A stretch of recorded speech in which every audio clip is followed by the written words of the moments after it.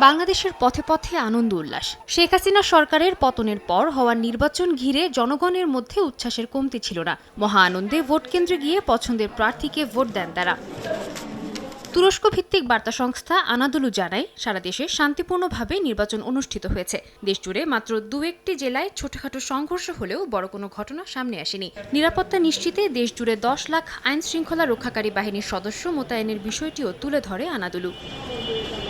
গণমাধ্যমে উঠে এসেছে ভোটারদের আশা স্বপ্নের কথাও। বিভিন্ন কেন্দ্র ঘুরে কাতার ভিত্তিক গণমাধ্যম আল জাজিরা জানায়, উৎসবমুখর পরিবেশে অনুষ্ঠিত হয়েছে নির্বাচন। জনগণের মধ্যে ঈদের আমেজ লক্ষ্য করা গেছে বলে জানায় গণমাধ্যমটি। অনেকেই 2008 সালের পর এই প্রথমবার ভোট দেন। তাদের স্বপ্ন, নতুন সরকার গঠনের পর দেশের রাজনীতিতে স্থিতিশীলতা আসবে, জোরদার হবে নিরাপত্তা ব্যবস্থা। স্থানীয় গণনার ভিত্তিতে বিবিসি, আল জাজিরা, সিএনএনের মতো গণমাধ্যমগুলো নির্বাচনে বিএনপির জয়কে ভূমিধস বিজয় হয়েছে বলে প্রতিবেদন প্রকাশ করে, যেখানে বলা হয় তারেক রহমানই হতে চলেছেন বাংলাদেশের পরবর্তী প্রধানমন্ত্রী। Which is the world-class cable brand?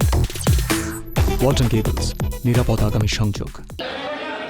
প্রতিবেশী দেশ ভারত ও পাকিস্তানের গণমাধ্যমের শিরোনাম জুড়ে ছিল বাংলাদেশের নির্বাচনের খবর। ভারতের পর্যবেক্ষক দল না আসলেও সাংবাদিকরা ভোট কেন্দ্র ঘুরে সার্বিক পরিস্থিতি তুলে ধরেন। বিএনপির জয়কে বিশাল জয় আখ্যা দিয়ে প্রতিবেদন প্রকাশ করে এনডিটিভি। তারেক রহমানকে জয়ী ঘোষণা করে প্রতিবেদন প্রকাশ করে পাকিস্তানি গণমাধ্যম ডন।